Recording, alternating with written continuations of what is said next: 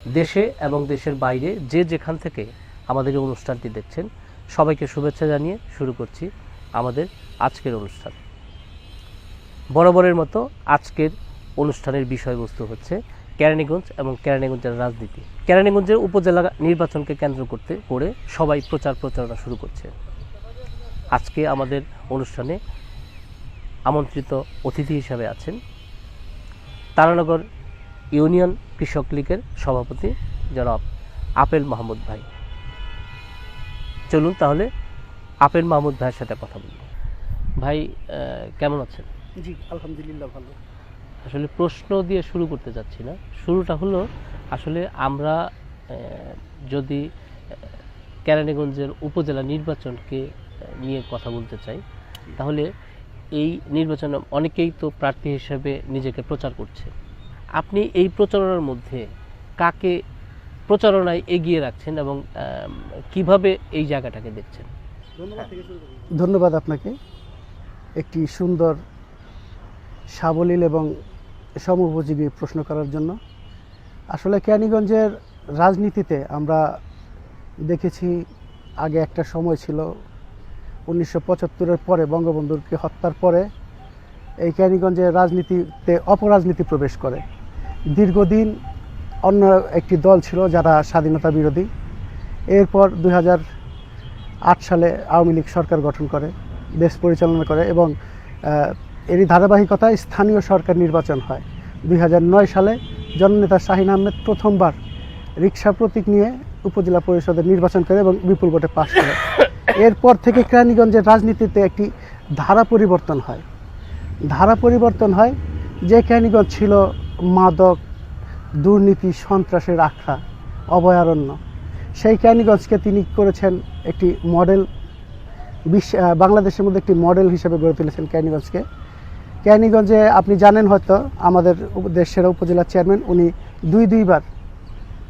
দুইবার বাংলাদেশের শ্রেষ্ঠ উপজেলা চেয়ারম্যান হয়েছেন এবং তার এই অবদানটা ছিল শিক্ষাক্ষেত্রে কেরানীগঞ্জ, পিছিয়ে পড়া কেরানীগঞ্জকে এগিয়ে নেওয়ার জন্য তিনি এই পদকটি লাভ করেন এবং একই সাথে বাল্য বিবাহ রোধ, আরও যে সকলই আছে 100% স্যানিটাইজেশন, তারপরে আপনার পরিষ্কার পরিচ্ছন্নতা এবং শতভাগ বিদ্যুতায়ন, সব কিছু ওনার সময় হয়েছে।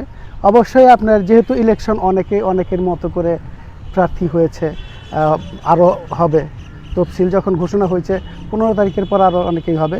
তবে আমি অবশ্যই জননেতা শাহিন আহমেদকে এগিয়ে রাখবো। উনি তিনবারের নির্বাচিত সফল উপজেলা চেয়ারম্যান। আশা করি এবারও চতুর্থবারের মতো উনি নিঃসন্দেহে বিজয়ী হবে এবং বিপুল ভোটে বিজয় হবে। একটা সম্পূরক প্রশ্ন করতে চাচ্ছি আপনার কথার মধ্যেই, সম্পূরক প্রশ্নটা আসলে শাহিন আহমেদ এবং আপামর জনসাধারণ, এই যে দুইটা জায়গা, তাদের যে জনসাধারণ এবং শাহিন আহমেদ, এর মধ্যে কি কোনো গ্যাপ আছে? এই ল্যাগিংসটা আছে সাধারণ মানুষের সাথে, তার সম্পর্কটা কতটা খানিক গভীর বলে আপনি মনে করেন? খুব সুন্দর প্রশ্ন করেছেন। সাধারণ মানুষের সাথে তার সম্পর্ক সুনিবিড় এবং গভীর। উনি, আমরা দেখেছি সকাল 10টা বাজে ওনার বাসায় গেল, দেখি অনেক লোকের সমাগম, সবার কথা শুনে, তারপরে অভিযোগ অনুযোগ যারটা যেরকম দরকার শুনে, তারপরে অফিস করার পর আবার রাত্রে বাসায় যা দেখবেন 250-300 থেকে 500 লোক বসে আছে ওনার সাথে কথা বলার জন্য। সবচেয়ে বড় যে বিষয়টা, ওনার কাছে যেতে কোনো মাধ্যম লাগে না।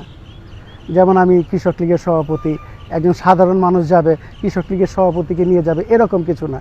যে কেউ চাইলে কোথায় যেতে পারতেছে, সেগুনবাগিচা ওনার যে অফিস রয়েছে সেখানে যেতে পারতেছে, সরকারি অফিস আমাদের যে উপজেলা পরিষদ, এখানে চাইলে যে কেউ যেতে পারতেছে। মানে ওনার দুয়ারটা সকলের জন্য উন্মুক্ত, এটা তার সবচেয়ে বড় গুণ। না, এরকম আরও অনেক গুণ আছে। উনি আপ্যায়ন প্রিয় মানুষ। আমি বিভিন্ন জনের বিভিন্ন মানুষের ইন্টারভিউ নিয়েছি। ওনার আসল যে জায়গাটা, সেটা জনপ্রতিনিধি বা জনগণের। এখানে তো আসলে বিভিন্ন শ্রেণীর মানুষ, বিভিন্ন মতের মানুষও এই কেরানীগঞ্জে আছে।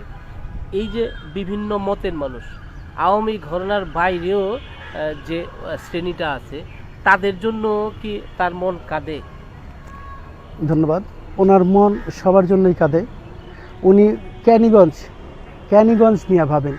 ক্যানিগঞ্জকে প্রধানমন্ত্রীর ঘোষিত স্মার্ট বাংলাদেশের আওতায় কীভাবে নেওয়া যায়, উনি সে লক্ষ্যে স্থানীয় সরকার পরিচালনা করে ক্যানিগঞ্জে। তো উনি আওয়ামী লীগ বা বিএনপি ভিন্ন মত এই সকল কিছু বিবেচনা করেন না।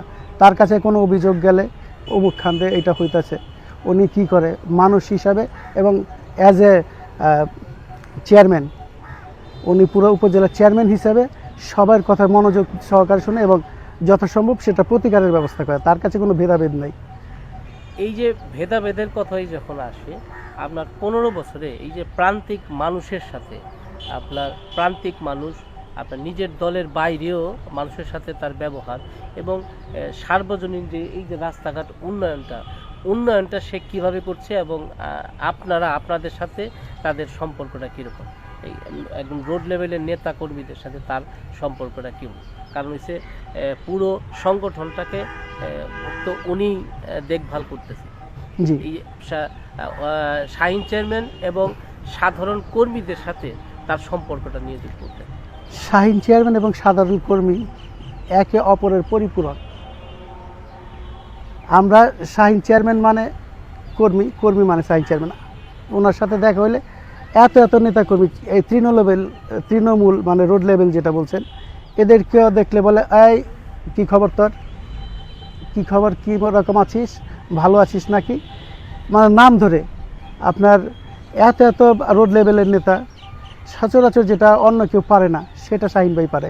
অনেকের নাম তার মুখস্থ, তার চেহারা দেখলে বলে দিতে পারবো তার বাড়ি না ওইখান থেকে, তার অমুকের খবর কি, তার ভাইয়ের খবর কি, তার মার খবর কি।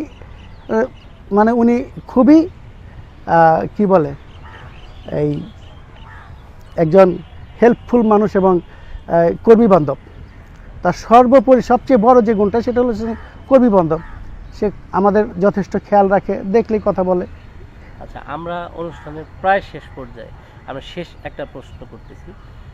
15 বছর কিন্তু অনেক সময়। এই 15 বছরে আপনার শাহিন আহমেদ চেয়ারম্যান হিসেবে কতটা সফল?